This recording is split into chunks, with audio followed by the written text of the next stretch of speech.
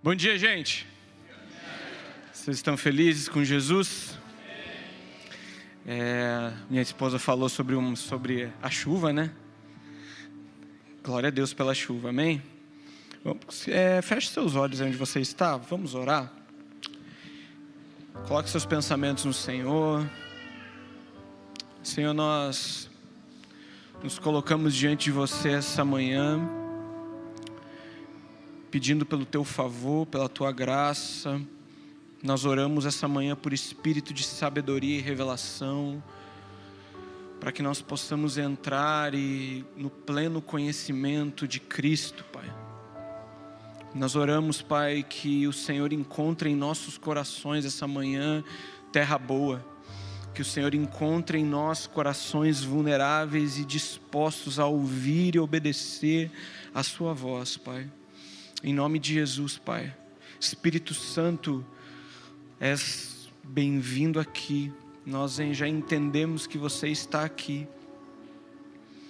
E nós pedimos, Espírito Santo, você é aquele que convence do pecado, da justiça, do juízo. Tu és aquele que nos apresenta a Cristo. Tu és o Deus que revela a Deus. Então nós pedimos, nós rogamos essa manhã que o Senhor encontre o nosso coração e nos revele mais um pouco de quem Deus é. Em nome de Jesus, mais um pouco de quem você é. Se você pode, ainda de olhos fechados, vamos ter um tempo de oração em línguas.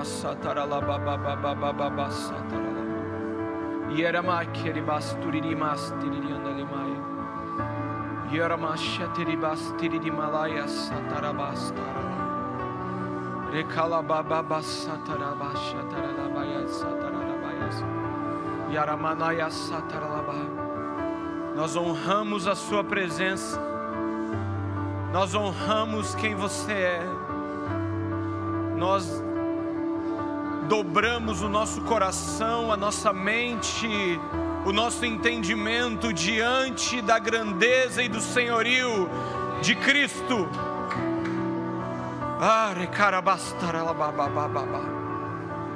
Leva todo o pensamento cativo e nós submetemos a nossa mente e coração ao Espírito Santo. Em nome de Jesus. Meus amigos, abra sua Bíblia, Provérbios capítulo 9, verso 10. Provérbios capítulo 9, verso 10.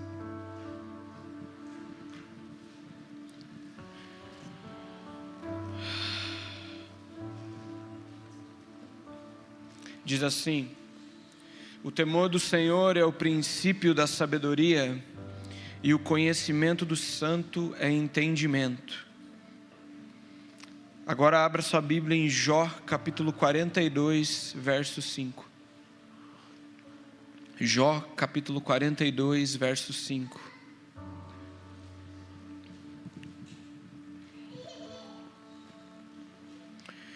Diz assim o texto bíblico: eu te conhecia só de ouvir, mas agora os meus olhos te veem.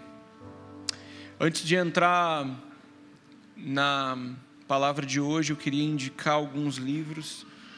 Eu acredito que eles não estão, nós estamos em falta ali na livraria. Mas é o Conhecimento do Santo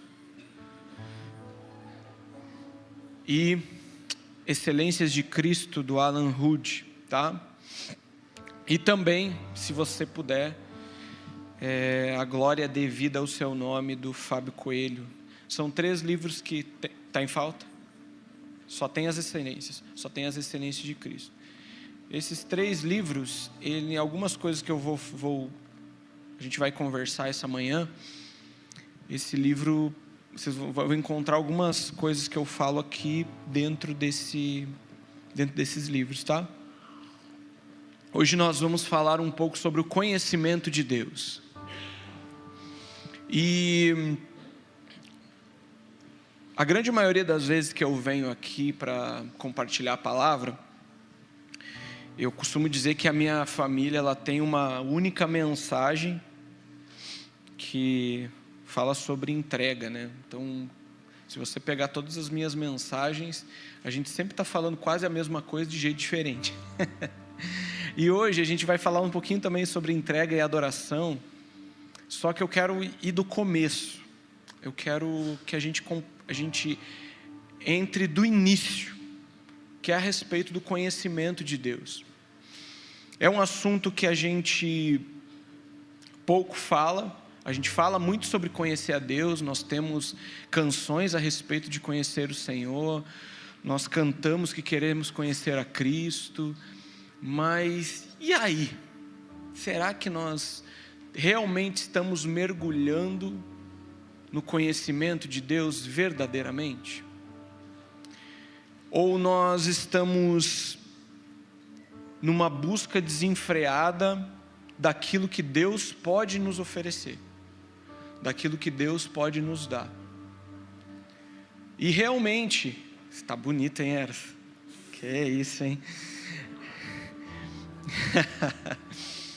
Só para descontrair, gente. Será mesmo que a gente tem mergulhado nesse conhecimento de Deus? Ou será que nós estamos realmente mais interessados naquilo que Deus pode nos oferecer? E Deus realmente nos oferece muitas coisas. Se nós mergulharmos nas Escrituras, nós vamos ver diversas promessas a respeito de coisas boas que Deus nos dá. Sim ou não? Sim ou não, gente? Só se você nunca me viu pregar, eu sou um pregador carente. Eu vou ficar perguntando várias vezes para vocês se vocês estão me ouvindo. Então tem realmente várias promessas de Deus para nós. Há muito tempo atrás, eu nem sei se existem ainda essas coisas, mas tinha uma caixinha chamada Preciosas Promessas. Vocês lembram disso?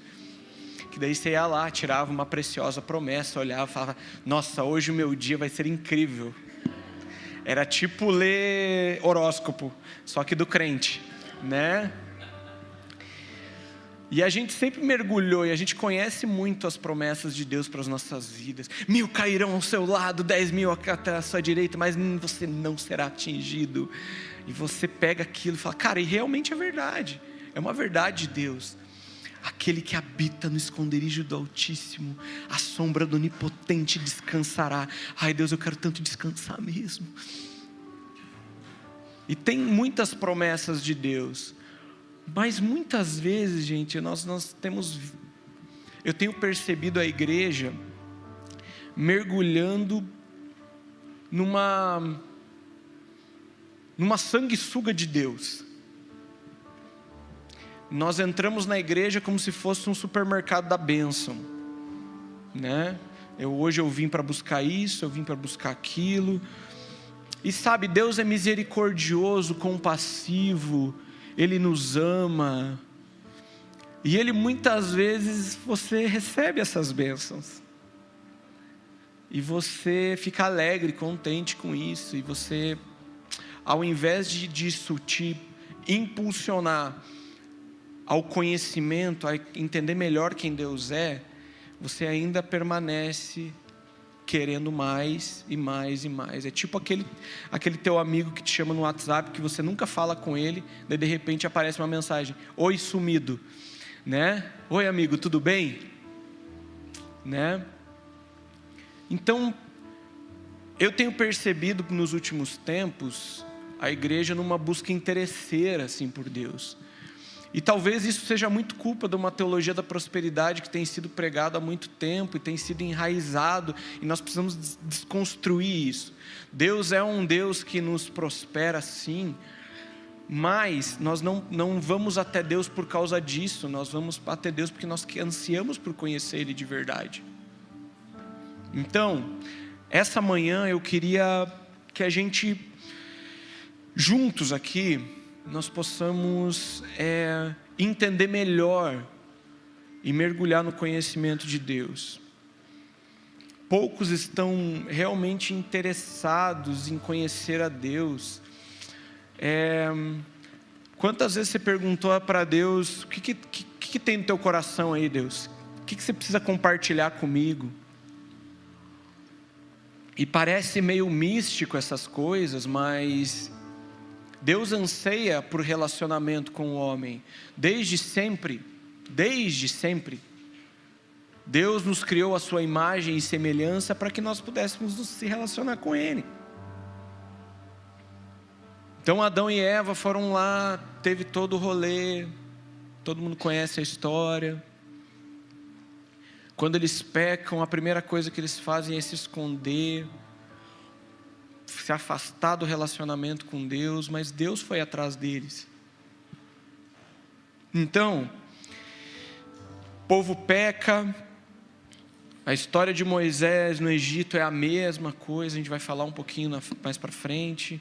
Deus tenta trazer novamente o povo para um lugar de relacionamento e conhecimento de quem Ele é, mas o povo novamente está mais interessado naquilo que Deus pode oferecer. E é incrível como a Bíblia, alguém disse que a Bíblia é mais atual do que o Jornal da Manhã, né?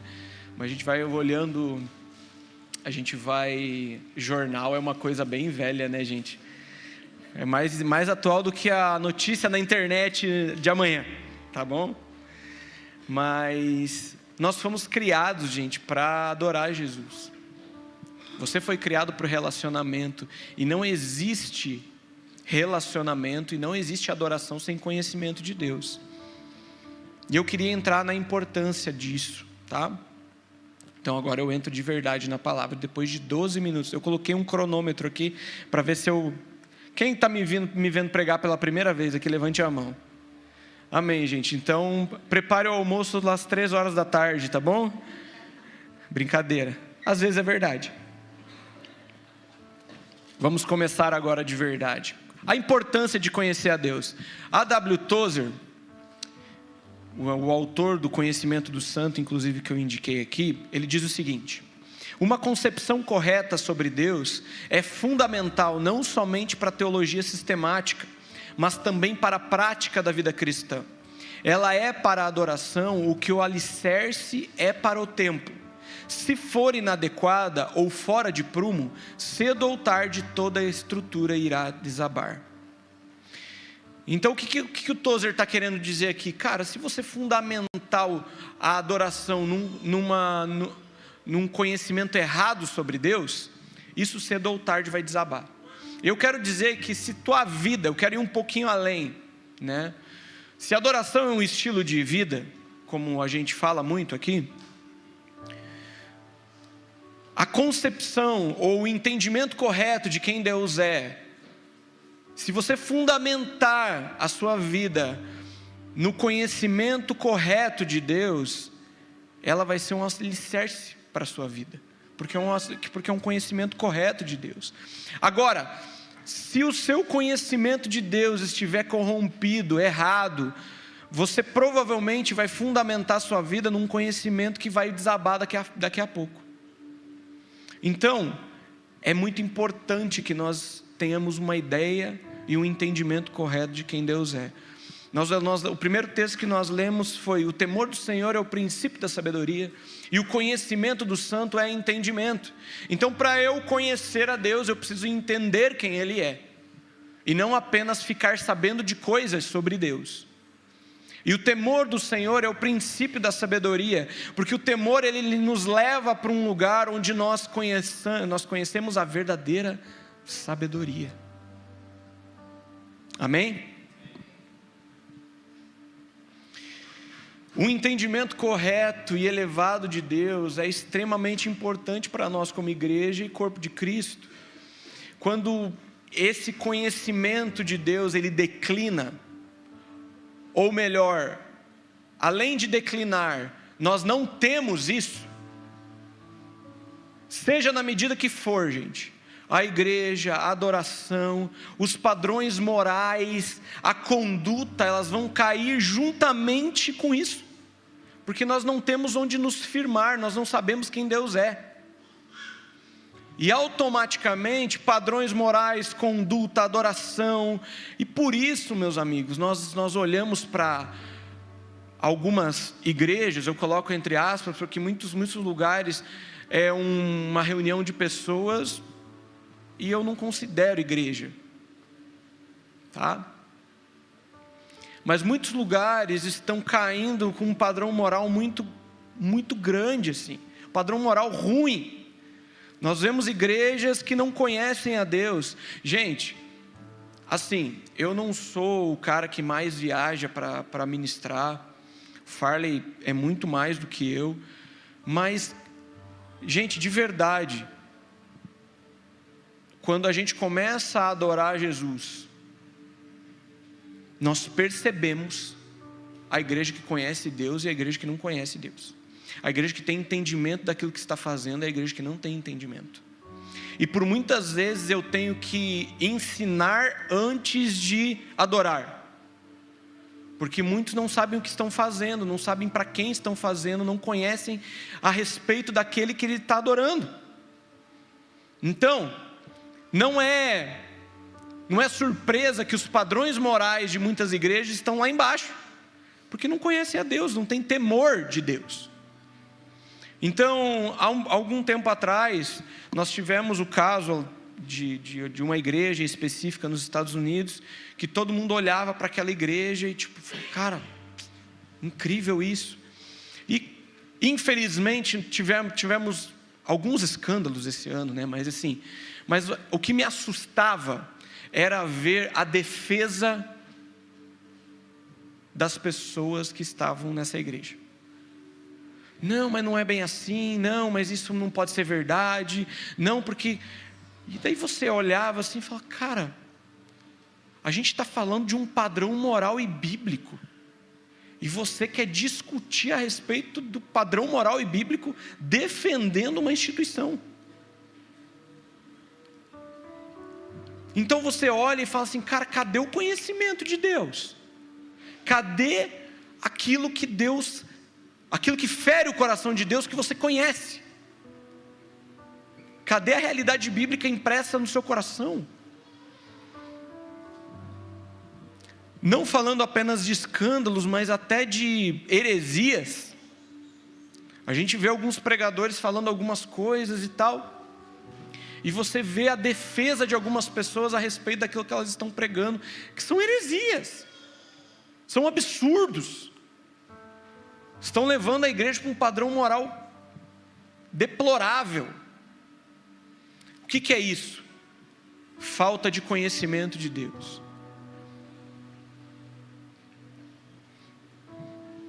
Quando os bereanos são elogiados na Bíblia, é porque tudo que eles ouviam, eles voltavam nas Escrituras para ver se aquilo era verdade a respeito de Deus.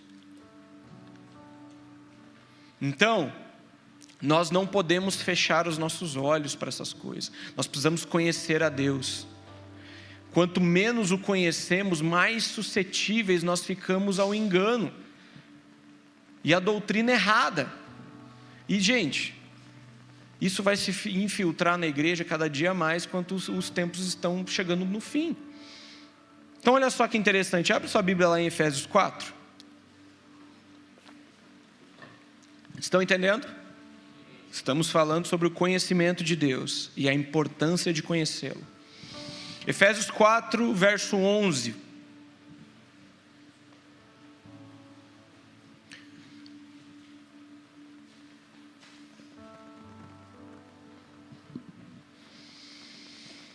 Diz assim: Ele designou alguns para apóstolos, outros para profetas, outros para evangelistas, outros para pastores e mestres. Eles são responsáveis por preparar o povo santo para realizar a sua obra e edificar o corpo de Cristo, até que todos, diga todos, alcancemos a unidade e a fé e o conhecimento do Filho de Deus, alcancemos a unidade que a fé e o conhecimento do Filho de Deus produzem e amadureçamos, chegando à completa medida da estatura de Cristo. Então, não seremos mais imaturos como crianças, nem levados de um lado para o outro, empurrados por qualquer vento de novos ensinamentos. E também não seremos influenciados quando nos tentarem enganar com mentiras astutas. O que Paulo está falando aqui? O Senhor designou pessoas e ministérios, e pessoas que fluem em determinados ministérios, para que nós possamos ser edificados no conhecimento de Cristo, para que esse conhecimento, e interessante, tá, gente? Apóstolos, mestres, pastores, evangelistas e etc. Profetas, esqueci dos profetas. Não necessariamente é o cara que está aqui, ó. Ok? São as pessoas que o Senhor comissionou no seu corpo para ensinar e edificar. Você conversa com um evangelista, ele não precisa nem estar na plataforma, você sabe que ele é evangelista. Você conversa com um apóstolo, e gente, não existe mais apóstolo, está na Bíblia, tá? Não preciso discutir com você, tá? Agora, lógico, tem alguns que se denominam, mas não são, e ponto.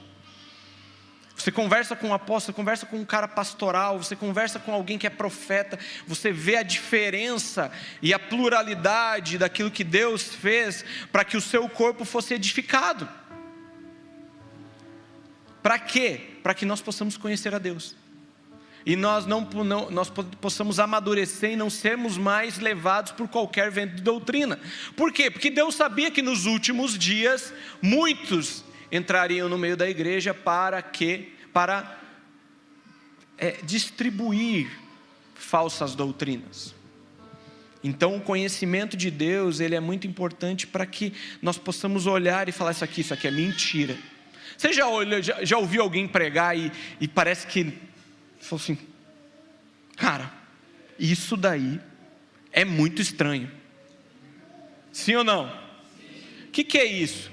O seu conhecimento, aquilo que feriu o teu coração em algum momento, fez com que você tivesse um filtro, falado assim: cara, isso aqui está errado. E daí você vai lá na Bíblia e fala assim: realmente estou certo, ele está errado. Em alguns momentos, tá, gente? Talvez, não é todas as vezes que a gente sente isso que é também uma verdade. Muitas vezes nós fomos fundamentados em falsas doutrinas antes. E aquilo fez um negócio, você fala assim, cara, daí você vai para a Bíblia e fala assim: meu Deus, ele estava certo e eu estava errado. E daí aquilo, o que acontece? Desconstrói. Ok?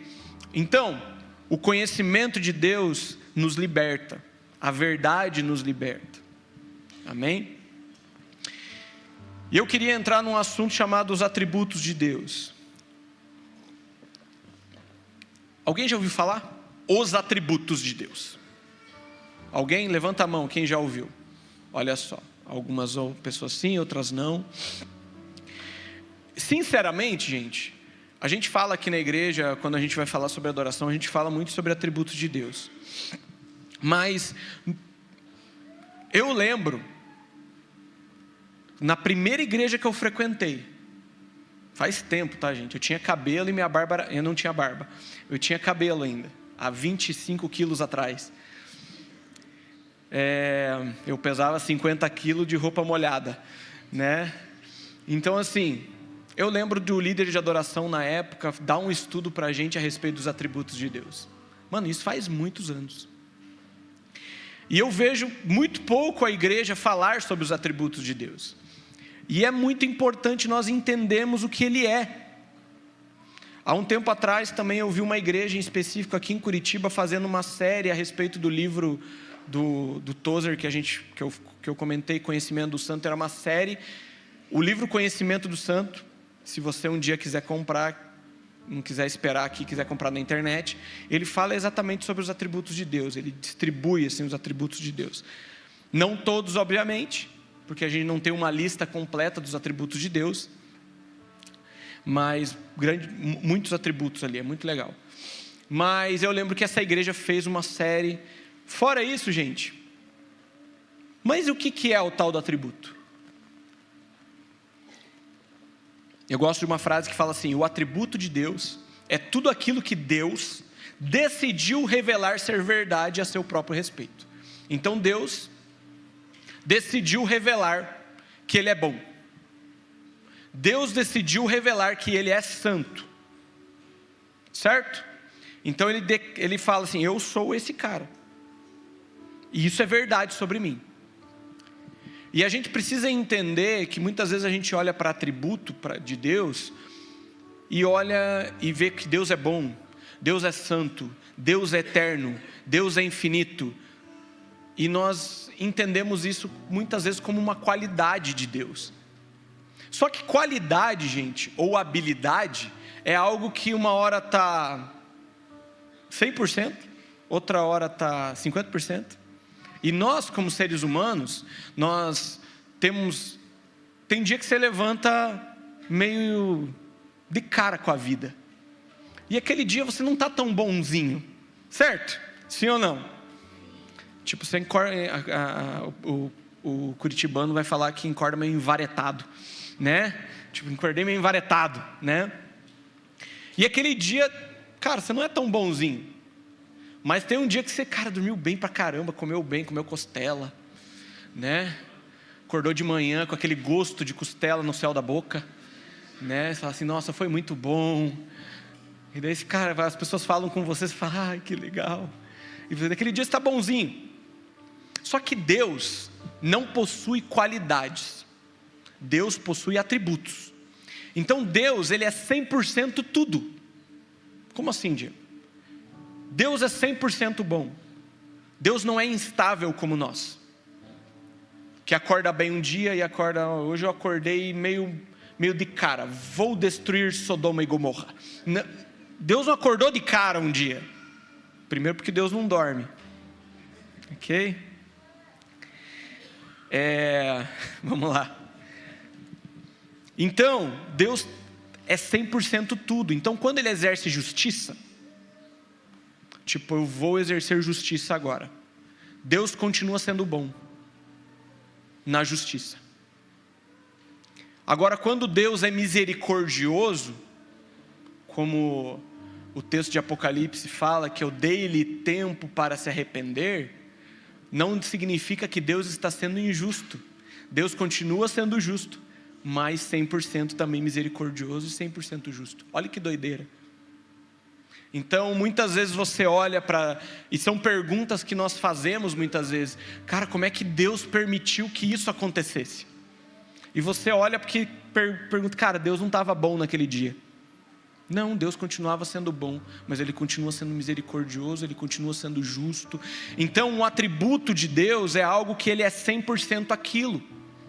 Então, nós precisamos entender que Ele não escolhe ser uma coisa, Ele é tudo ao mesmo tempo. E isso bagunça a nossa cabeça humana e nosso entendimento pequeno a respeito das coisas. Então, quando nós cantamos que Deus é bom, nós precisamos entender isso. Deus não é instável, Deus é completo e perfeito. Amém? Estão entendendo? Exemplos de atributos: Deus é autoexistente, Deus é autossuficiente. O que é autossuficiência? Ele não precisa de nada, inclusive Ele não precisa de você e nem de mim. Olha só que ruim para o nosso ego, né? Para o nosso: ai, cara, ninguém me ama, nem Deus, Ele não precisa de mim. Não, Deus te ama, só que Ele escolhe, em sua soberania e magnitude e poder, assim: eu quero me relacionar com você. Mas Ele precisa? Não. Ele é autossuficiente nele mesmo. Ok? Ele é eterno, Ele é infinito, Ele é imutável. Você já parou para pensar que muitas vezes a gente olha para o Deus do Velho Testamento e olha para o Deus do Novo Testamento, parece que Deus mudou? Deus não mudou, gente. O Deus que abriu o mar é o mesmo Deus que estava aqui na adoração e está aqui agora. É o mesmo Deus, gente.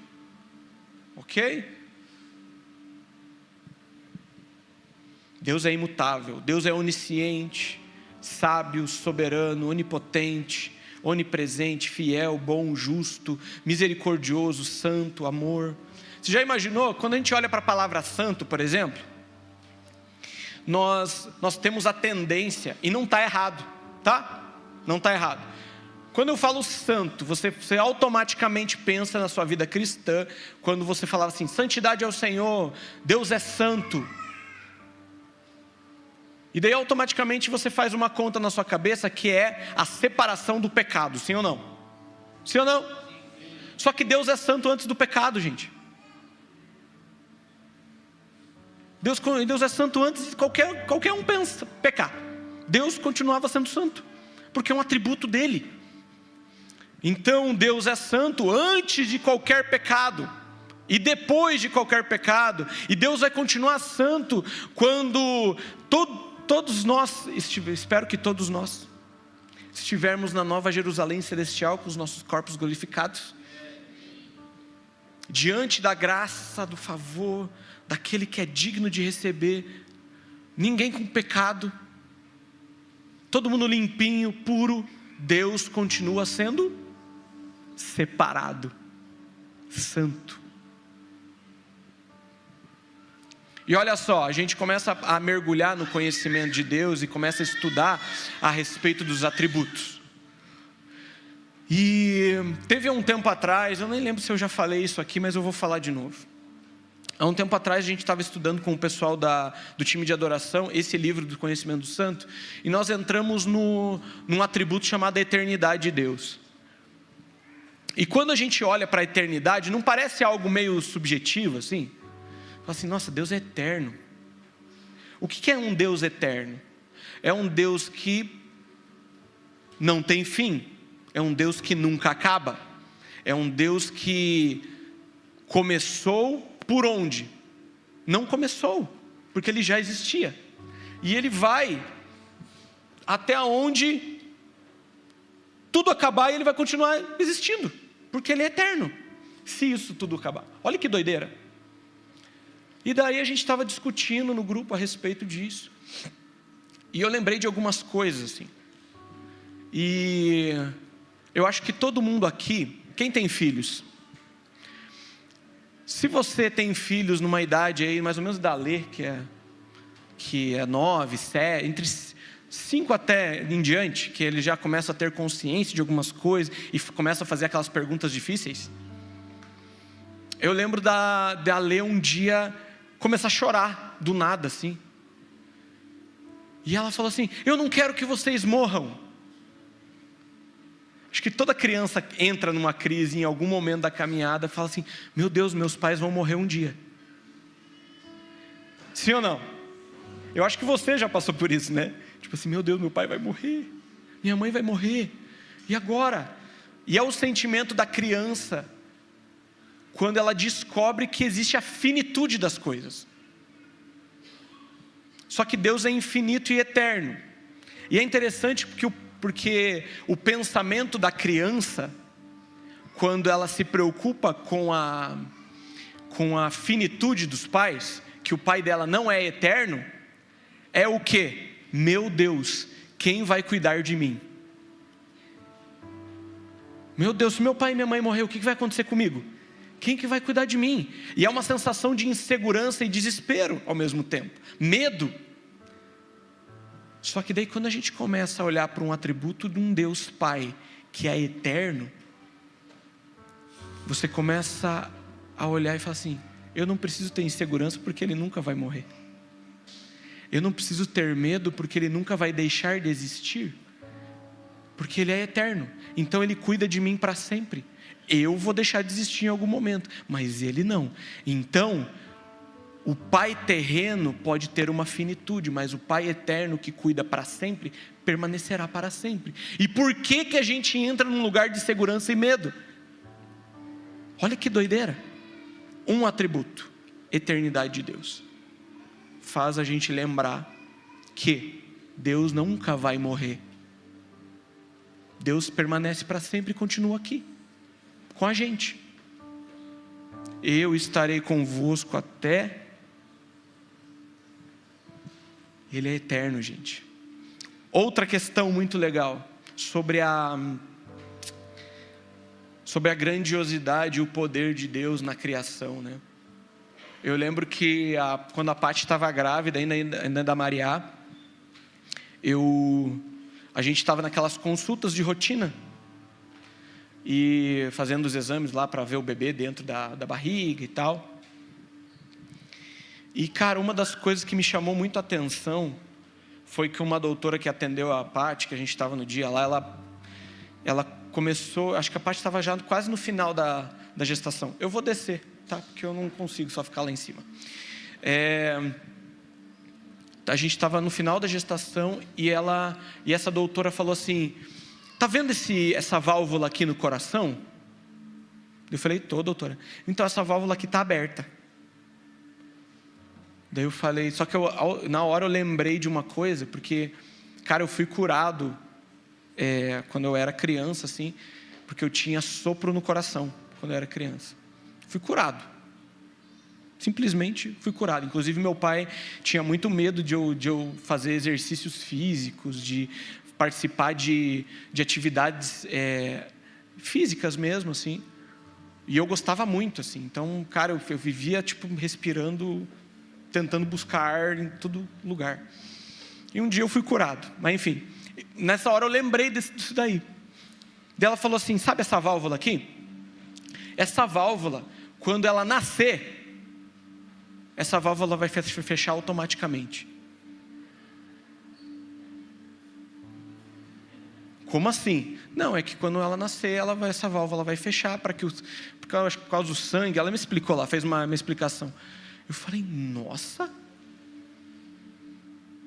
E daí eu comecei a pensar nisso. Eu falei: olha a grandiosidade de Deus. Primeiro, que é um negócio muito maluco você saber que uma criança está crescendo dentro de você. E essa criança nunca respirou na vida. Ela está dentro de uma bolsa de água. E quando ela sai para fora, ela faz assim, ela respira. É muito louco isso. Assim, meu Deus. Olha a grandiosidade da criação de Deus. Então a gente fala sobre alguns atributos e a gente começa a meditar na grandiosidade de Deus, na eternidade. Você já tem material muito grande de conhecimento de Deus. Fala, cara, quando a gente canta que Deus é eterno, você vai lembrar, cara, Ele nunca vai deixar, Ele nunca vai faltar. Cara, Ele vai permanecer para sempre. Então a forma como nós nos relacionamos com Deus, a nossa insegurança vai embora, o medo vai embora. Por quê? Porque Deus permanece. Estão comigo? Legal, né, gente?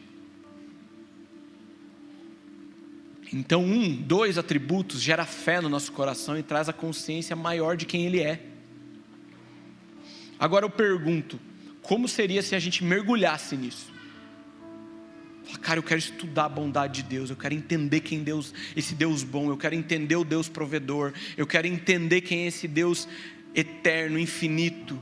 Como seria o nosso relacionamento e o nosso conhecimento de Deus? A gente olha para a natureza, olha lá para fora, você vê um negócio chovendo, caindo água do céu, gente. Para a gente é muito comum, porque a gente viu isso a vida inteira. Mas assim, está caindo água do céu. Você entende? Ah, mas é que os fenômenos climáticos. Sim, mas quem criou tudo isso? Cara, é muito... Sabe quando a pessoa sobe uma montanha, daí ela chega lá no topo da montanha, filma e coloca aquela música, eu te vejo em tudo, sabe? É isso, gente. E é interessante como Paulo trata os atributos de Deus. Olha só, Romanos 1, vai lá comigo, Romanos 1, capítulo 20. Enquanto vocês abrem, além de você olhar para a natureza, você olhar para a criação e encontrar atributos de grandeza de Deus, da perfeição de Deus, do cuidado de Deus, você também consegue começar a meditar e orar a respeito disso através das Escrituras. E a gente vai falar sobre isso um pouquinho mais para frente. Mas exige um esforço disciplinado da nossa parte. Romanos 1, capítulo 20 e 23 diz assim: porque os atributos invisíveis de Deus, isto é, o seu eterno poder e a sua divindade, claramente se reconhecem desde a criação do mundo, sendo percebidos por meio das coisas que Deus fez. Por isso, os seres humanos são indesculpáveis. Diga, indesculpáveis. Porque tendo conhecimento de Deus, olhando para essas coisas, não o glorificaram como Deus, nem lhe deram graças. Pelo contrário, se tornaram nulos em seus próprios raciocínios, e o coração insensato deles obscureceu. Diga, obscureceu. Não tinha mais luz de entendimento. Foi escurecido. Dizendo que eram sábios, se tornaram tolos e trocaram a glória do Deus incorruptível por imagens semelhantes ao ser humano corruptível, as aves, os quadrúpedes e os répteis. E agora a gente entra numa questão um pouco mais profunda.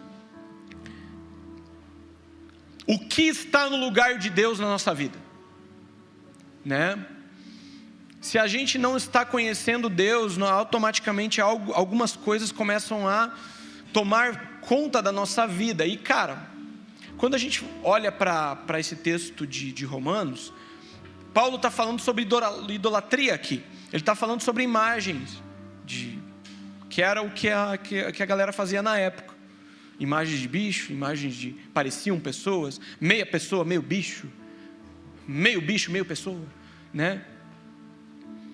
Só que a gente, como cristão, evangélico, protestante, lembrando que dia 31 não era Halloween, era os 507 anos da Reforma Protestante, nós, como igreja, nós não entendemos e não adoramos a imagens e ídolos feitos de barro, metal, madeira, certo?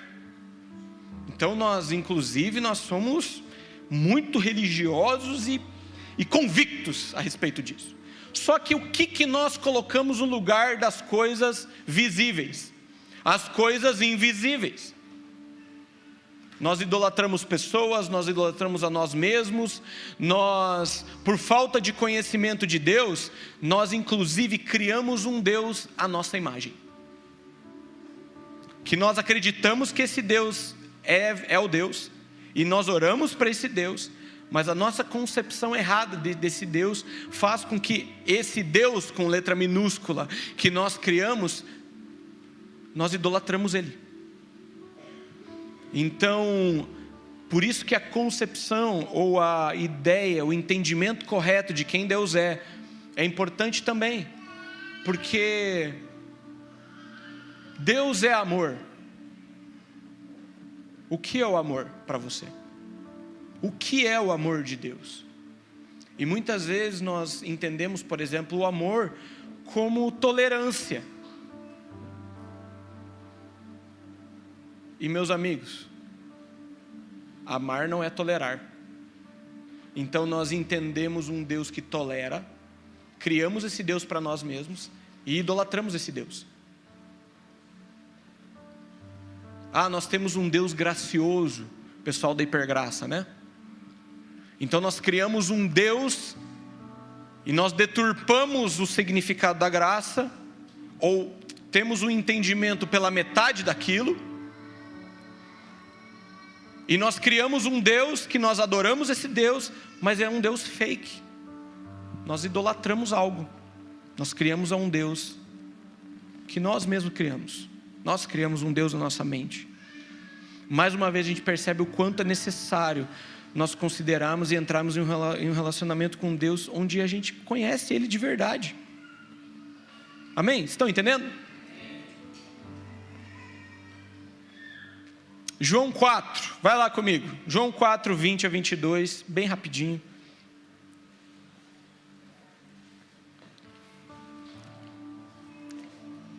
Então, uma concepção correta de Deus é importante a respeito das falsas doutrinas. Nós entendemos quem Deus é para que nós possamos ter esse filtro. é importante porque nós não podemos criar um Deus à nossa imagem. Nós precisamos adorar um Deus que é de verdade, o Deus da Bíblia, ok? E nós não podemos entrar em idolatria. João capítulo 4, verso 20 e 22 diz assim: vocês samaritanos sabem muito pouco a respeito daquele quem adoram. Nós adoramos com conhecimento. Diga, com conhecimento.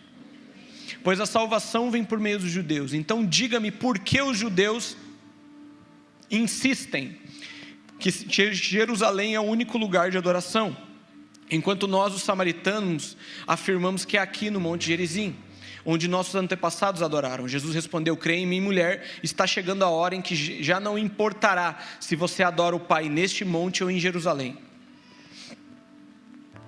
Olha que interessante. Jesus confronta a mulher falando assim: cara, seguinte, vocês adoram sem conhecimento, nós adoramos aquilo que conhecemos.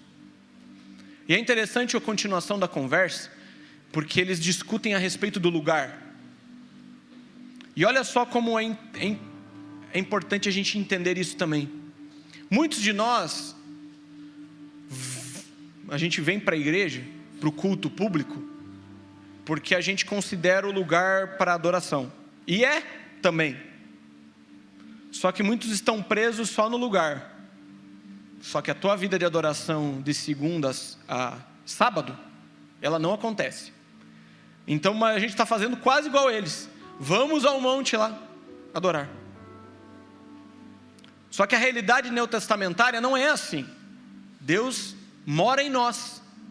E não importa, como Jesus disse, vai chegar a hora que não importa mais onde eu estou, se é lá ou é aqui, importa que você me conheça, saiba o que você está fazendo e para quem está fazendo. Amém? O lugar não é mais importante. E muitas vezes a igreja evangélica idolatra o lugar.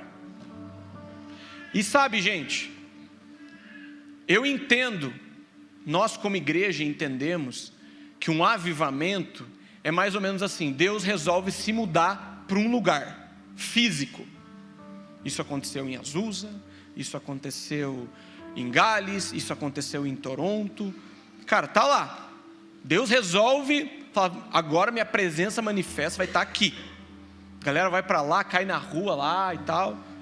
Porém, quando essa manifestação objetiva de Deus não acontece,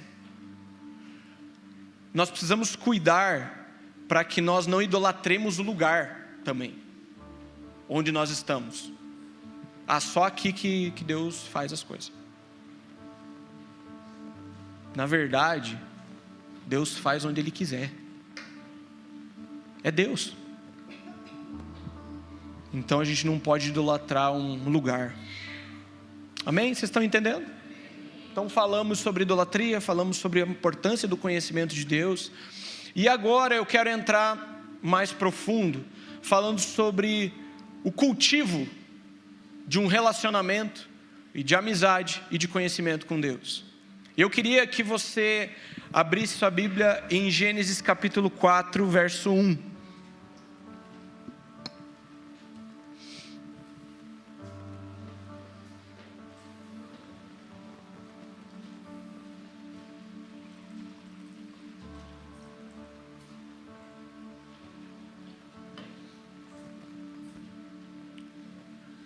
Enquanto você abre, mantenha aberto aí. Sabe, meus amigos, por muito tempo, e agora um testemunho pessoal, tá? Muitas vezes eu tive dificuldade na minha vida cristã de entender Deus como amigo. Por quê? E eu fui entendendo com o tempo o porquê que eu não conseguia. Cara, eu entendia Deus como todo-poderoso. Cara, eu entendia Deus como pai. Cara, legal, Deus é pai. Foi um processo também na minha vida a respeito da paternidade de Deus. Só que chegou uma hora que eu comecei a perceber que, cara, eu tenho problema com a amizade. O que é ser amigo de Deus? O que é ter esse relacionamento próximo, íntimo, um relacionamento de aliança? E eu comecei a perceber, gente, que eu não tinha amigos naturais. Eu tinha colegas, mas eu tinha uma dificuldade enorme de abrir a minha vida, de falar assim, cara, eu estou sentindo isso, eu tenho problemas com isso, eu tinha dificuldade de uma vulnerabilidade que uma amizade verdadeira exige. Por quê? Porque eu ouvi muito dos meus pais, mais do meu pai, não confie em ninguém. Você tem que confiar no pai e na mãe. O resto, não confie em ninguém. Sempre esteja com o pé atrás com as pessoas. Ele está errado 100%? Não. Maldito é o homem que confia no homem. Ok? Mas a gente está falando de relacionamentos de aliança. E isso feriu meu coração de um jeito que eu tinha muitos colegas, mas ninguém conhecia a minha vida profundamente. E eu não conhecia a vida profundamente de ninguém. Então eu tinha dificuldades de várias coisas a respeito de amizade. E com o tempo o Senhor foi ferindo o meu coração, e eu comecei a perceber, cara, eu não tenho amigo. Jesus, eu quero mudar isso. E eu comecei a fazer o caminho inverso. Eu comecei a encontrar pessoas que eu pudesse abrir o meu coração, onde essas pessoas pudessem pôr o dedo na minha ferida, essas pessoas pudessem falar na minha vida.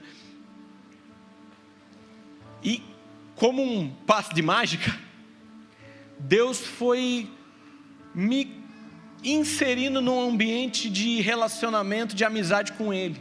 E eu fui entendendo isso.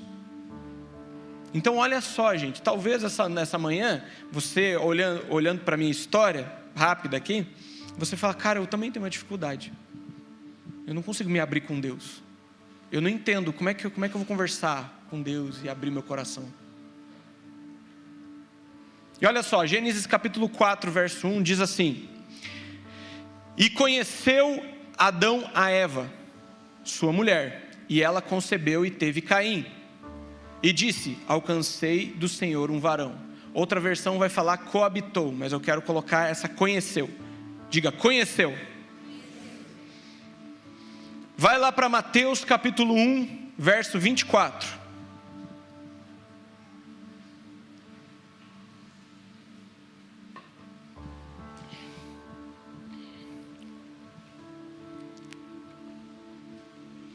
Mateus capítulo 1, verso 24 e 25 eu vou ler. Diz assim: quando José despertou do sono, fez como o anjo do Senhor lhe havia ordenado, e recebeu Maria por esposa. Porém, não a conheceu, enquanto não deu à luz um filho, a quem pôs o nome de Jesus. O que esses dois textos têm em comum? A palavra conheceu. Conheceu em Gênesis capítulo 4, verso 1, é a palavra Yadá, Y-A-D-A, a grafia correta, eu nunca lembro se é o chapeuzinho numa palavra, numa letra ou na outra. Mas significa conhecer. Só que essa palavra é utilizada a respeito de um pacto de intimidade e amor.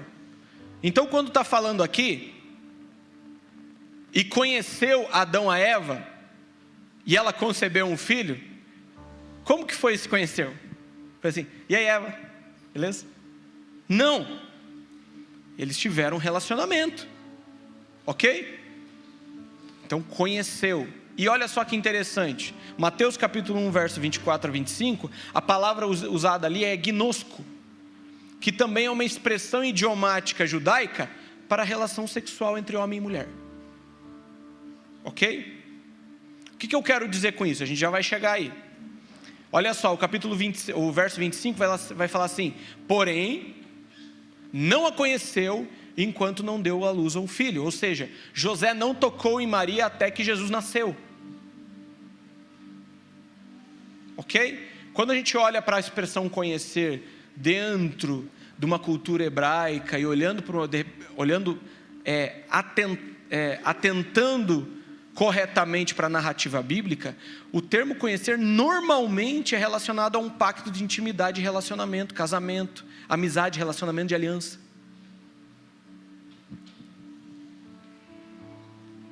Primeira Coríntios 6, 16, 17 diz assim: ou não sabem que o homem se une à prostituta e forma um só corpo com ela? Porque como se diz, os dois se tornarão uma só carne, mas aquele que se une ao Senhor é um só espírito com ele. Mais uma vez, falando sobre a união de corpos, de conhecimento, de relacionamento íntimo. Pergunta: qual é o relacionamento que nós temos com Deus hoje? O quanto o conhecemos de verdade? Será que nós temos um relacionamento de aliança? Será que nós temos um pacto de intimidade mesmo? Será que nós conhecemos a Deus de verdade? Ou nós ouvimos falar dele, ou sabemos coisas muito legais a respeito dele? O povo no deserto, Deus chama inúmeras vezes: deixa o meu povo ir para me adorar. Relacionamento. Deus queria o povo perto. Várias vezes. Todo mundo conhece a história, fala todas as 10 pragas, todo o rolê, até que o povo sai do Egito. E daí eles têm um encontro com Deus. E daí Êxodo 20, 19 a 20 diz assim: fale você conosco e ouviremos, mas não deixe que Deus nos fale diretamente, pois morreríamos. Moisés respondeu: não tenham medo, pois Deus veio desse modo para prová-los e para que o temor a Ele os impeça de pecar. Olha que loucura. O povo que Deus tirou do Egito chega para Moisés e fala assim: cara, conversa com ele lá. É mais ou menos assim, tradução da linguagem de hoje: na moral, eu não tenho as moral de subir lá não. Vai lá você. Conversa com Deus e traz para nós.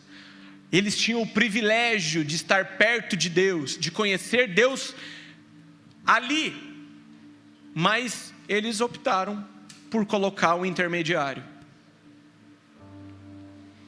Preferiam ficar de longe com a sua lista de pedidos e reclamações. Ai, agora não tem carne. Ai, cadê as cebolas? Ai, o pão. Ai, esse pão miserável. Ai...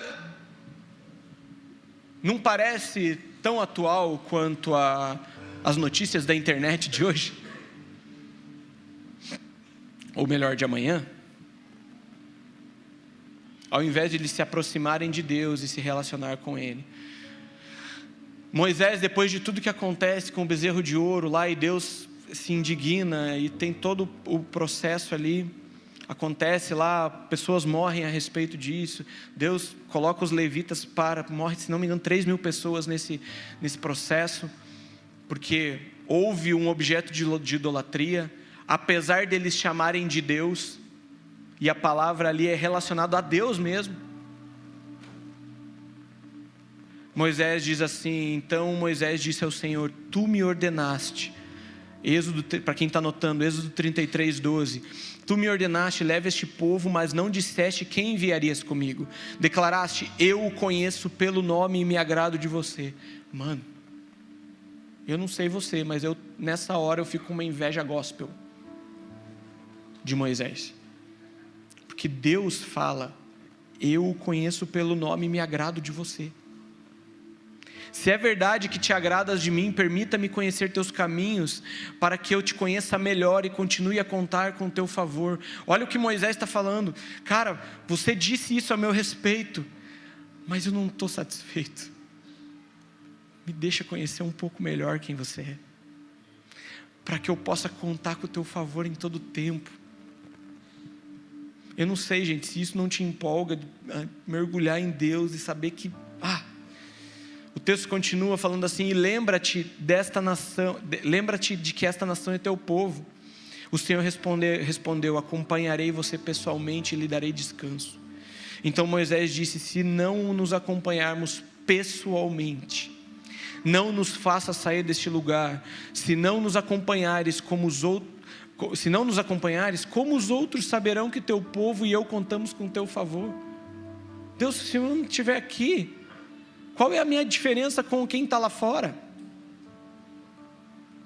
pois é a tua presença em nosso meio que nos distingue, teu povo e eu, de todos os outros povos da terra.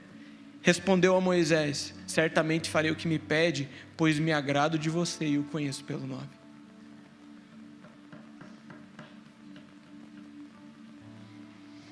Eu não sei, gente, mas eu quero que Deus me conheça pelo nome. Eu quero conhecer a Deus de verdade. Eu quero ser um amigo. Eu quero ser esse cara que tem relacionamento com Deus. Não como aqueles que em algum momento da caminhada expulsaram demônios, fizeram coisas muito legais, mas no final dos seus dias, em vez de ele me conhecer pelo nome, ele vai falar: apartai-vos de mim, porque eu não vos conheço. E não é porque ele não sabe quem ele é, mas porque não tem relacionamento.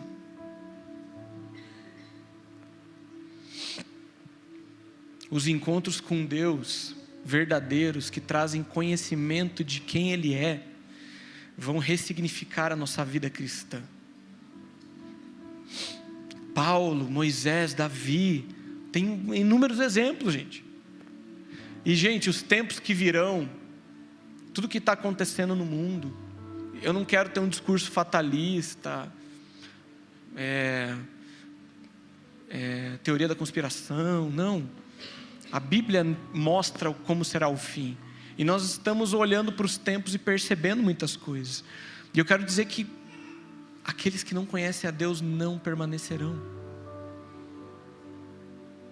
Vão se ofender, a ofensa vai tomar o coração dessas pessoas, porque elas não conhecem a Deus como Deus verdadeiramente é. Porque na cabeça delas, elas vão olhar para o que está acontecendo e vai falar assim: o meu Deus não faz isso não. Mas o Deus da Bíblia faz, e prometeu que ia fazer. Você só não conhecia esse Deus. Davi conhecia a Deus e realmente sabia o que ele desejava. Salmo 51 vai falar: pois não te agrada de sacrifícios, do contrário eu os ofereceria. Não tens prazer em holocausto. O sacrifício agradável a Deus é o espírito quebrantado, o coração quebrantado e contrito. Isso você não desprezará. Aqui nesse tempo, o que Deus pedia? Sacrifício. Mas Davi sabia que não era na verdade isso. Cara, eu quero relacionamento. Eu quero um coração quebrantado. Eu não sei, gente, mas duas coisas me chamam a atenção, e eu até anotei aqui agora uma coisa que não estava no esboço. Muitas vezes nós temos medo de conhecer a Deus. Sabe por quê? Porque o sistema, ou melhor, o modus operandi, o modo de vida de Deus, vai confrontar o nosso modo de vida. Então nós ficamos de longe no monte, pedindo para alguém que seja esse intermediário entre eu e Deus. E eu não quero mudança de vida, eu tenho medo de que Deus peça tudo de mim. Eu tenho medo que Deus mude o meu estilo de vida. Eu tenho medo que Deus, em seu conhecimento, toque em áreas que estão escondidas na minha vida. O medo de Deus de abrir um quarto escuro e olhar a bagunça e falar: agora você vai ter que consertar. Esse medo faz com que a gente olhe e a gente não queira conhecer a Deus. Porque o temor, ele vai fazer com que a gente olhe para essas coisas e fale assim: cara, eu preciso fazer isso. E uma outra coisa que me chama a atenção, que muitas vezes nos paralisam no conhecimento de Deus, é a acomodação. Talvez você é um cristão há de 20 anos, 50 anos, e você parou no tempo. Você parou, falou assim: não, tá bom já o tanto que eu conheço. Eu leio a Bíblia, eu sei quem Deus é, e tá legal. Então você acomodou num estilo de vida seu, e nada te surpreende mais, porque você não busca isso, porque você está acomodado no conhecimento que você tem. Só que Moisés, que Deus falou assim: mano, eu te conheço pelo nome. Moisés fala assim: permita que eu te conheça mais um pouco. Permita que eu vá um pouco além, porque eu não estou satisfeito. Eu preciso de você. Se Moisés falou isso, desculpa, mas a gente não tem desculpa nenhuma. A gente trata Deus, muitas vezes, quando a gente tem medo, voltando para o medo, como aquela criança que vai a primeira vez no mar. Sabe? Você vai lá, põe o pé e sai correndo. Tá bom já. Se diverte, tá legal. Vai lá e põe o pé de novo. Mas você nunca mergulha mais fundo. Você nunca dá passos em direção a algo mais profundo, onde você perca o controle. Porque é isso que Ezequiel 47 fala. Cara, vai chegar um momento que você vai perder o controle. E aí, está disposto? Para conhecer a Deus é assim. Não existe conhecer a Deus e permanecer dono da sua própria vida. Não existe. A matemática do reino é diferente. Perder é ganhar, morrer é viver. Você foi chamado para um lugar de morte, para que você conheça. E mais uma vez isso confronta um estilo de vida que nós, como cristãos, nós só queremos as bênçãos, nós queremos uma vida próspera, nós queremos algo legal.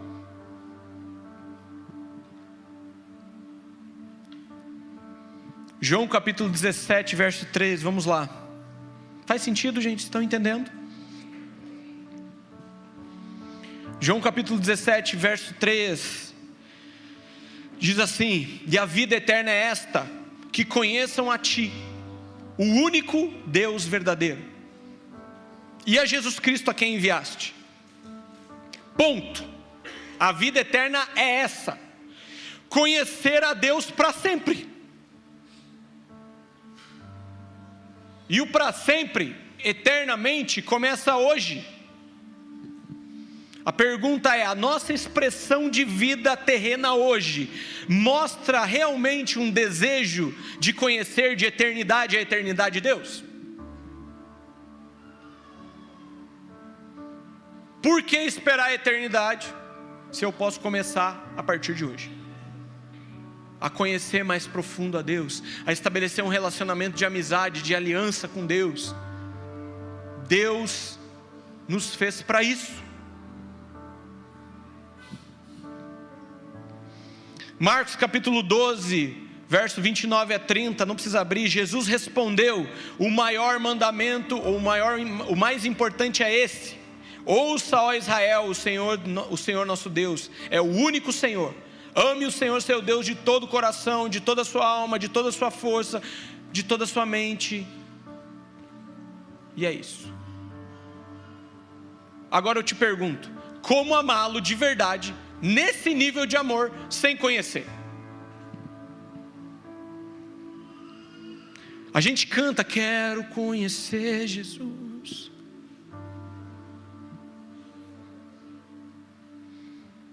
Nós precisamos amá-lo de verdade, e para isso nós precisamos conhecê-lo. Você ama sua esposa porque você conheceu ela, você conhece ela.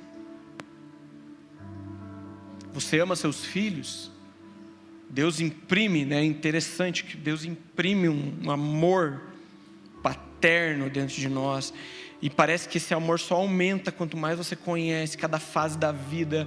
Você olha para o filho e fala assim: meu Deus, agora ele baba, que legal. Nossa, parece que meu coração explodiu porque ele fez brrr. Certo? Porque você está conhecendo. Sabe, gente, a gente pode ouvir falar dele, Talvez a gente vá culto após culto, reunião após reunião. Cara, talvez você está aqui faz 20 anos de vida cristã e você sabe em coisas incríveis a respeito de Deus. E sabe, muitas vezes a gente tem colocado Deus no mesmo patamar de artista, influencer, sabe, jogador de futebol, pessoa famosa. Porque todo mundo sabe um pouco da vida dessas pessoas, mas ninguém conhece essa pessoa de verdade. Então Deus para nós é esse artista, que a gente vê a vida no Instagram e fala assim: nossa, olha só, agora ele tem uma casa nova. Nossa, eu fiz um tour. Sério, gente, me desculpa, deixa eu abrir meu coração. A pessoa comprou uma casa nova. Daí ela pega a câmera. Olá, seguidores. Venham aqui ver minha casa nova. Essa aqui é minha jacuzzi. Mano, a gente tem gasto as nossas vidas vendo essa porcaria. E daí as conversas das mesas assim: você viu que fulano comprou uma casa nova? E talvez as nossas mesas, Deus, gente, que a gente pseudo fala que nós conhecemos Deus, nós estamos jogando um monte de informação que a gente sabe de Deus, mas a gente não conhece Deus de verdade. Você viu que Deus é grande? Que maravilhoso. Mas aquilo não feriu nosso coração ainda e nós não conhecemos Ele de verdade.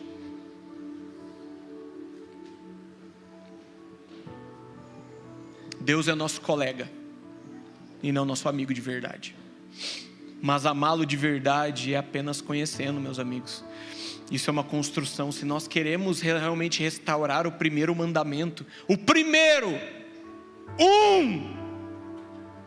início de tudo, nós precisamos conhecer Deus de verdade. E para eu entrar no final, a gente vai para uma história muito conhecida de todos. Eu queria que você abrisse sua Bíblia em Jó, capítulo 38.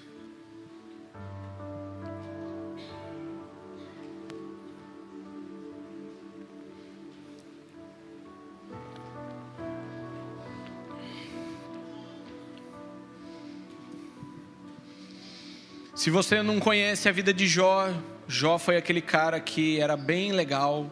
Ele era um cristão bem massa. Traduzindo, Jó era um cristão bem legal, assim. Todo mundo olhava e falava: nossa, Jó é um bom cristão, legal. E de repente Deus tirou tudo de Jó. Jó perdeu tudo. E daí Jó tinha amigos que falavam assim, acusavam Jó de um monte de coisa. Uma pessoa em específico falou assim: amaldiçoa seu Deus. E Jó entrou numa crise e começou a questionar Deus em algum momento ali da caminhada. Só que Jó, capítulo 38, depois de toda a conversa com cada um dos amigos dele, Deus chega no capítulo 38 de Jó. E Deus fala assim: agora eu vou responder você. E daí ele fala assim: então, do meio de um redemoinho, pausa, Deus apareceu no meio de um redemoinho. Você imagina você reclamando da vida e de repente vem um redemoinho. Fala assim: mano, ainda vai vir um redemoinho. E Deus aparece no meio do redemoinho e fala com Jó. O Senhor respondeu a Jó e disse: quem é este que obscurece os meus planos com palavras sem conhecimento? E dele continua: cinge os lombos como homem, pois eu lhe farei perguntas e você me responderá. E daí ele começa 2 capítulos, Deus falando quem ele é para Jó.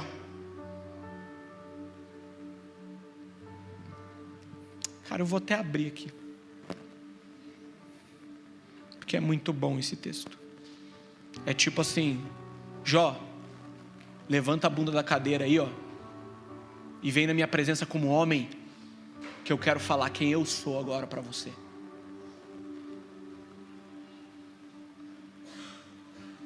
Vai lá comigo, Jó capítulo 38.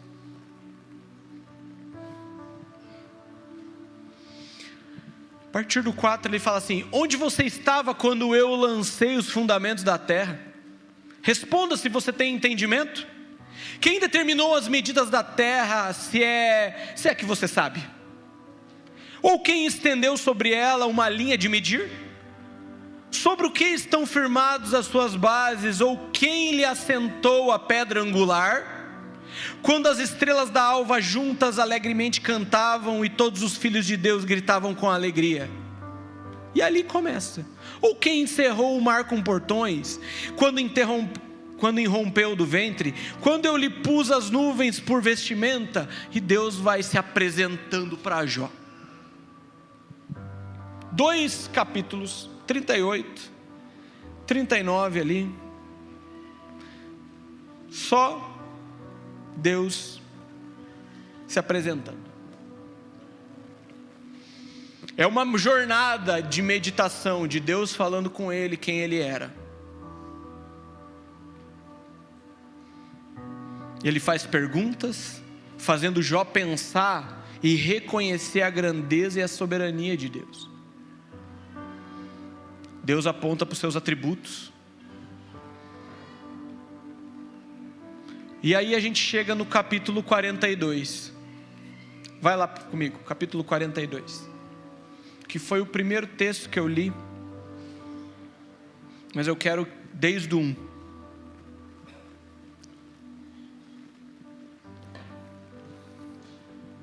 Então Jó respondeu ao Senhor e disse: bem sei que tudo podes, e nenhum dos teus planos pode ser frustrado. Tu perguntaste: quem é este que sem conhecimento encobre meus planos? Na verdade falei do que eu não entendia, coisas que são maravilhosas demais para mim, coisas que eu não conhecia. Disseste: escute, porque eu vou falar e farei perguntas e você me responderá. E daí Jó fala: eu te conhecia só de ouvir, mas agora meus olhos te veem. Por isso eu me abomino e me arrependo no pó e na cinza. Jó entendeu quem Deus era e reconheceu que ele não entendia e não conhecia quem Deus era. E ele fala: eu te conhecia só de ouvir. E sabe, meus amigos, essa manhã eu queria te fazer refletir a respeito disso. Quantos de nós estamos conhecendo a Deus só de ouvir? Quantos de nós estamos cantando canções, estamos cantando canções só da boca para fora e não sabemos o que estamos cantando? Quantos de nós estamos vivendo uma vida que nós consideramos piedosa, mas na verdade é uma vida sem conhecimento de Deus? Ah, Deus, nos livre de um conhecimento fake. E para acabar, meus amigos, prática. Como que nós entramos nesse lugar de conhecimento? Eu acho que o primeiro passo essa manhã é nós entendermos em que nível nós estamos, se realmente conhecemos ou não a Deus, ou o quanto nós conhecemos, e nós entendemos quais são as coisas que nos impedem de conhecer. Eu falei de medo, falei de acomodação aqui, mas o teu pode ser outra coisa. E após isso, existe uma coisa chamada Bíblia. Nós encontramos conhecimento de Deus nas Escrituras. Você não pode conhecer a Deus sem ler a Bíblia. Nós podemos falar assim: nós somos muito usados por Deus, nós profetizamos, nós temos dons. Ontem mesmo eu fiz a perna de uma pessoa crescer. Só que sem conhecimento bíblico e sem conhecimento de quem Deus é. Muitos farão milagres nos últimos dias, mas não apartai-vos de mim que não vos conheço.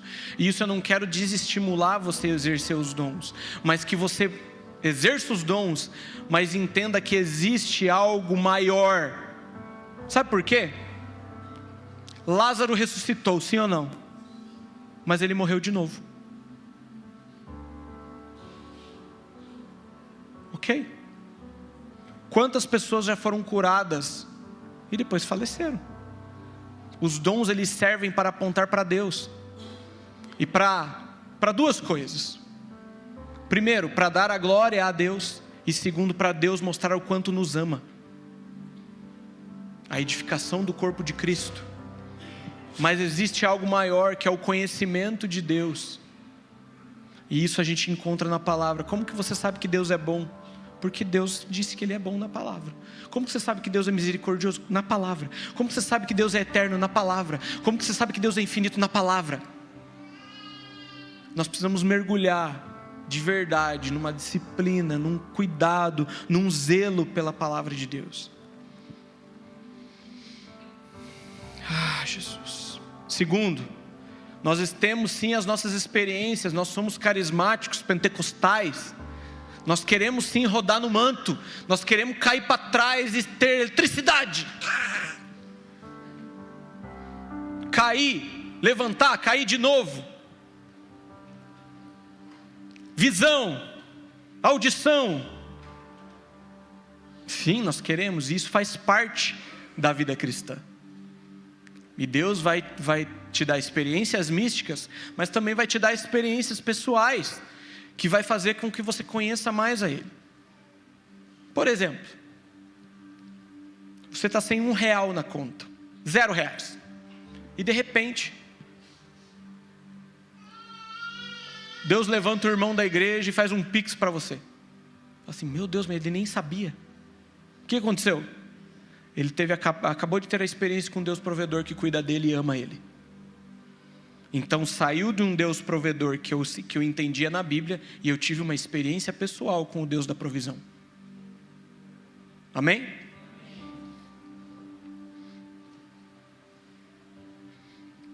E outras mais, enfim, não dá tempo de falar tudo, senão vocês vão embora.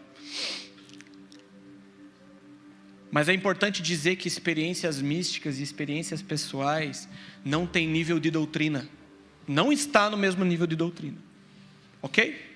Então a tua experiência é a tua experiência. Ok?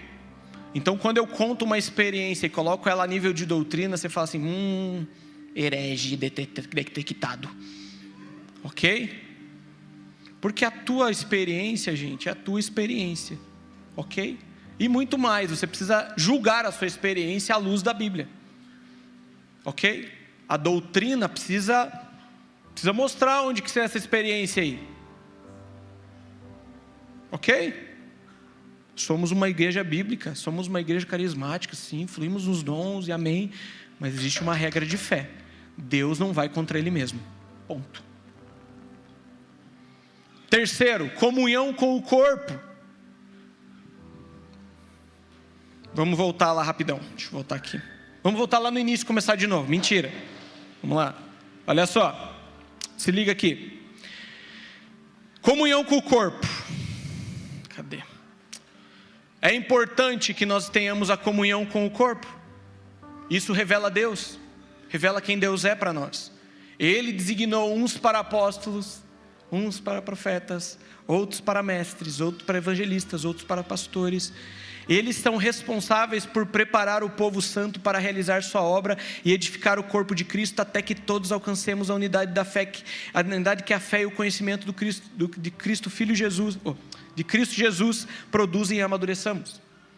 Então o corpo faz com que nós conheçamos a Deus. Então não existe você falar assim, eu sou igreja.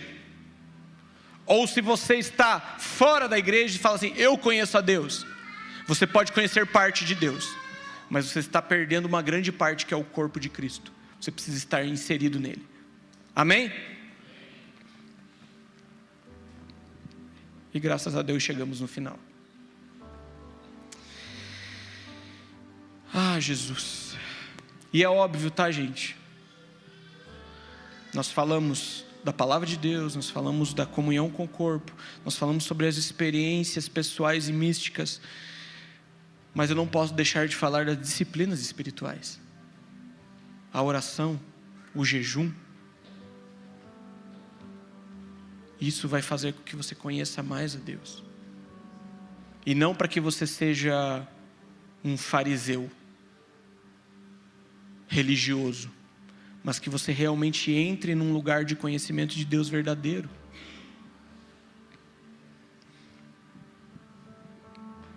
A palavra de hoje, meus amigos, é para nos levar a um lugar de reflexão mesmo, a respeito se realmente a gente conhece a Deus, e se estamos posicionados num lugar realmente de relacionamento. A pergunta que precisa ecoar nos nossos corações hoje: eu conheço Deus de verdade? Eu estou conhecendo e prosseguindo em conhecê-lo? Porque é isso que fala Oséias 6. Conheçamos e prossigamos em conhecer a Deus. Deus é grande demais para encaixar na nossa caixinha e a gente achar que a gente já conhece tudo. Como Moisés, Deus fala que conhece a ele pelo nome, mas Moisés fala assim: Deus, eu queria mais. Então que essa manhã a gente possa avaliar a nossa vida. Isso é para também nos impulsionar a viver um relacionamento mais profundo com Deus, de conhecimento verdadeiro. Olha como é importante conhecermos, gente. Fez sentido? Amém? Feche seus olhos onde você está e vamos orar. Senhor, eu coloco a minha vida e a vida dos meus irmãos essa manhã aqui. E eu oro que o Senhor primeiramente possa nos falar, possa nos mostrar onde estamos perdendo o Senhor de vista. Onde que talvez nós tenhamos parado na jornada, ou o porquê que eu não avanço na jornada de conhecimento. Senhor, nos revele, mostra ao nosso coração as lacunas na nossa vida onde nós precisamos corrigir. Assim como eu contei a respeito do meu testemunho, a respeito de amizade, Deus, que os meus irmãos aqui consigam reconhecer o Senhor nesses pequenos detalhes, para que eles possam mergulhar mais profundo em quem você é. Senhor, nós nos arrependemos essa manhã por todas as vezes que nós entramos na Tua presença apenas com as nossas listas de pedidos, reclamações.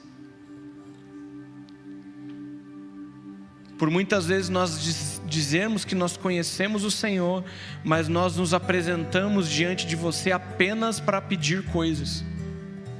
E nós sabemos, Senhor, que não está errado pedir, não está errado clamar, não está errado bater na porta. O que está errado é se a gente só faz isso. Nós não queremos tratar o Senhor como um colega. Nós não queremos tratar o Senhor como uma pessoa que nós vamos até você simplesmente com interesses. Senhor, nós não queremos uma busca interesseira no nosso meio. Nós sabemos sim que o Senhor é um Pai de amor que vai nos dar muita coisa. E amém por isso. Mas esse não é o nosso maior objetivo. O nosso maior objetivo é te conhecer. O nosso maior objetivo é mergulhar no conhecimento de quem você é. Revele a nós os seus atributos. Revele a nós quem você é de verdade.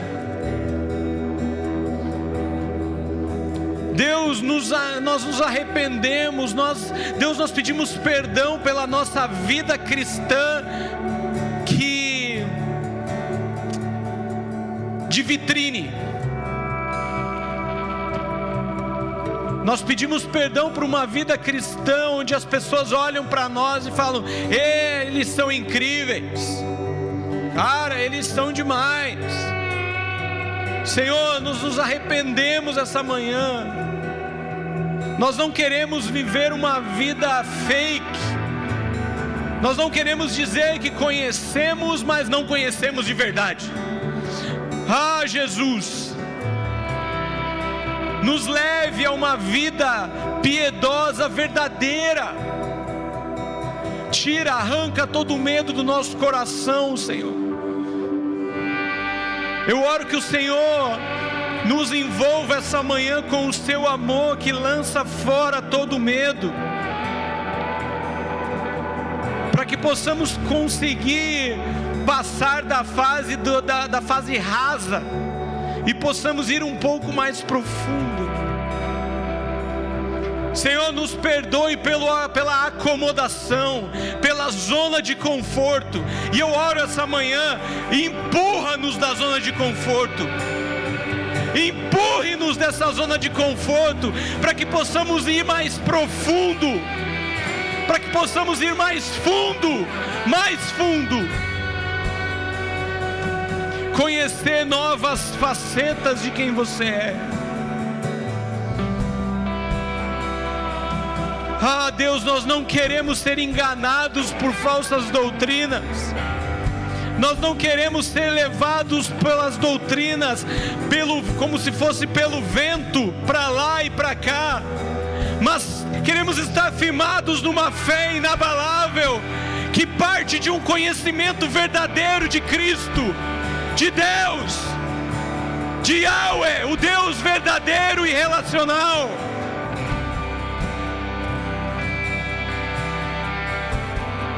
Jesus. Deus, nós nos arrependemos essa manhã também de talvez termos criado um Deus à nossa imagem. Nós oramos para esse Deus achando que é você. Senhor, revela o falso entendimento, revela no nosso coração e através da sua palavra, que os meus irmãos aqui a partir de hoje possam olhar para a palavra e falar: aqui tem um falso entendimento, eu não entendia dessa forma. Eu oro que o Senhor destrua os fundamentos errados.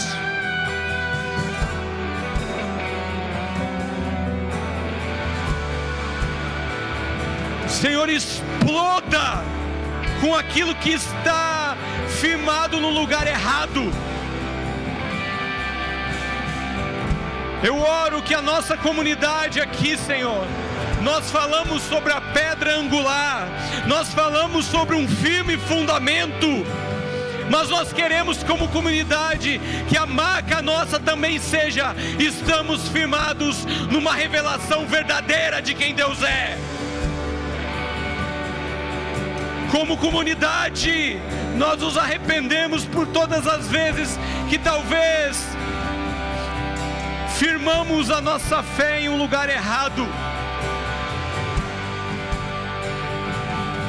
Jesus, nos leva também individualmente ao conhecimento.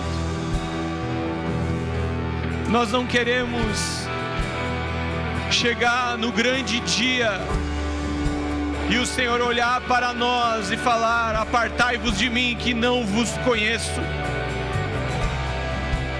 Senhor, eu oro que nós tenhamos aqui uma comunidade de amigos de Deus. Amigos de Deus. Amigos de Deus, que conhecem a sua voz, conhecem o seu coração, e o Senhor reparte o seu coração com eles. Jesus. Senhor, fere essa comunidade com uma adoração verdadeira, que nós possamos adorar aquilo que nós conhecemos, independente do lugar onde estamos, independente da música que está tocando, independente do ministro que está louvando, independente do que está acontecendo. nós fixamos os olhos no conhecimento que temos de Deus e respondemos a esse conhecimento em adoração verdadeira.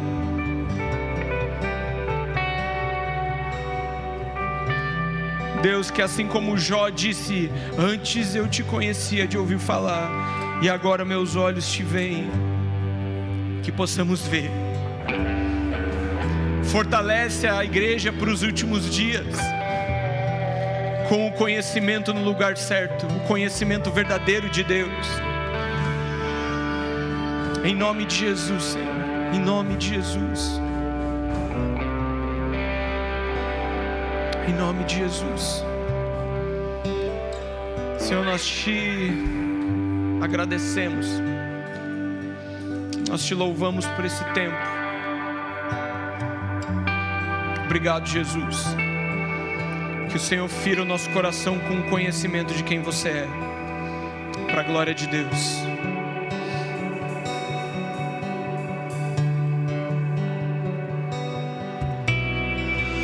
E gente, nós vamos participar da ceia agora. Se você quiser, você já pode ir se preparando. Eu vou ler um versículo aqui, trazer um entendimento rápido sobre isso e explicar para vocês como que a gente vai fazer hoje, que é um pouquinho diferente do que a gente vem fazendo. Eu vou explicar isso antes e depois eu vou ler o versículo, ok? A gente sempre, já faz algum tempo que as ceias nós fazemos com aqueles cálices que vem ali, né, o suco e o pãozinho ali por cima, certo? Isso é o normal, a gente vem fazendo assim. Esse mesmo cálice, ele está ali em cima hoje, então você pode depois passar ali, pegar para ceiar, né, com a sua família. Enfim, a gente sempre fala, não ceie sozinho. Mas ali embaixo você vai ver que tem cálice somente com o suco, e você tem uns pães ali, tipo, eu acho que é tipo esse pão aqui, né? Né? Qual que é a ideia? A gente não está virando judeu, amém, irmão? Daqui a pouco, não estamos voltando para isso. Só que a gente sempre tem falado o quanto a ceia tem a ver com o conhecimento do corpo de Cristo, com o relacionamento entre os irmãos. É uma aliança que nós fazemos entre os irmãos e com Cristo, amém? E para talvez trazer isso um pouco mais à tona, nós vamos começar também a fazer a ceia com os pães maiores. Então qual que é a indicação para você? Você tem ali em cima, como eu falei, o que a gente sempre usa, pãozinho cortadinho já com o suco. Ali embaixo você vai ter cálice só com o suco, alguns pães já repartidos. Então, por exemplo, você vai cear com a sua família, você pode ali pegar um desses pães já repartidos, e aí vocês podem trocar esses pães, orar uns pelos outros. E se você é líder de Livingston aqui e está com a gente, e você vai cear com um grupo maior, se você cear com toda a sua Living, por exemplo, você pode pegar um pão desse maior ali embaixo, você vai reunir a sua Living e você pode repartir esse pão e ir entregando os pães para o pessoal do seu convívio ali, do seu relacionamento. Ficou claro? Simples, né, irmão? A gente vai migrando por isso. Exato, como a nossa pastora Patrícia. Ou esse ou aquele, né, irmão? Então ou você pega aqui, ceia com um pedacinho, ou você vai lá embaixo, você pode pegar o pedaço maior. Se você é líder, pode pegar esse pão grande inteiro e repartir. A ideia, né, continua a mesma, o pão e o cálice, amém? Eu vou ler um versículo rápido aqui. Agora que você já entende, você já pode ir pensando de que maneira você vai fazer. Mateus capítulo 26, eu vou ler do 26 ao 30, que é justamente a passagem onde Jesus está ceando com seus amigos, que é obviamente o mesmo texto que Paulo usa lá em 1 Coríntios. Enquanto comiam a ceia da Páscoa, Jesus pegou um pão e, abençoando, o partiu e deu aos seus discípulos, dizendo: tomem, comam, isso é o meu corpo. A seguir, Jesus pegou um cálice e, tendo dado graças, o deu aos seus discípulos, dizendo: bebam todos dele, porque isso é o meu sangue, o sangue da aliança, derramado em favor de muitos para a remissão dos pecados.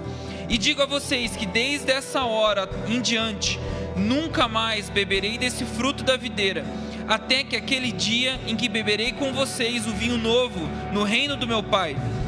E tendo cantado um hino, saíram para o Monte das Oliveiras. Então a instituição da ceia é para sempre, a gente guarda isso até que o Senhor volte. Nós ceiamos, nós compartilhamos do sangue de Jesus e do corpo de Jesus, nós relembramos a morte dele na cruz, o que fez com que a gente pudesse ser remido dos nossos pecados e aguardar o retorno dele para reinarmos eternamente junto com ele. Então você não precisa esperar uns aos outros, a gente vai comer o pão junto e beber o cálice junto. Só não ceie sozinho, ceie com alguém. E você pode fazer dessa maneira. Ali em cima, mais uma vez, você tem o cálice já com o pãozinho, e lá embaixo o cálice separado. Os líderes, aí nós incentivamos, juntem as livings, peguem esse pão maior e repartam, amém? Fique à vontade, depois de ceiar você já está liberado.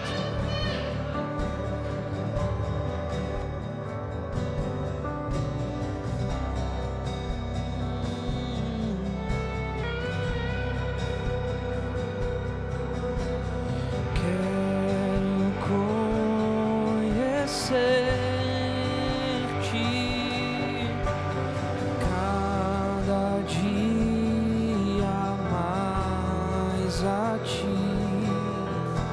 está